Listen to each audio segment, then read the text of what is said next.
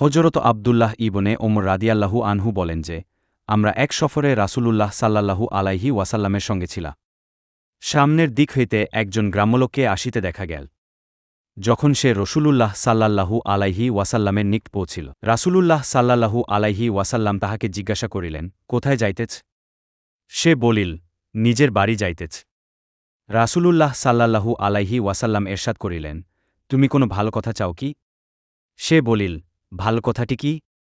তিনি এরশাদ করিলেন, তুমি কালেমায়ে শাহাদত পড়িয়াল। লোকটি বলিল, আপনি যে কথা বলিতেছেন, উহার ব্যাপার সাক্ষী কে আছে?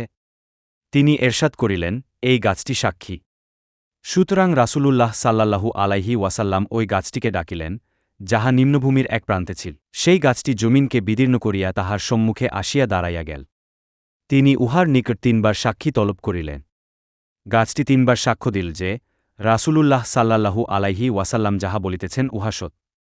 অতঃপর গাছটি নিজের জায়গায় ফিরিয়া গেল। এই সব কিছু দেখিয়া গ্রাম্য লোকটি বড় আশ্চর্যান্বিত হইল এবং নিজের কওমের নিকট ফিরিয়া যাওয়ার সময় রাসূলুল্লাহ সাল্লাল্লাহু আলাইহি ওয়াসাল্লামের নিকট আরজ করিল যে, যদি আমার কওমের লোকেরা আমার কথা মানিয়া লয় তবে আমি তাহাদের সবাইকে আপনার নিকট লিয়া আসিব, না হয় আমি নিজে আপনার নিকট ফিরিয়া আসিব এবং আপনার সঙ্গে থাকিব।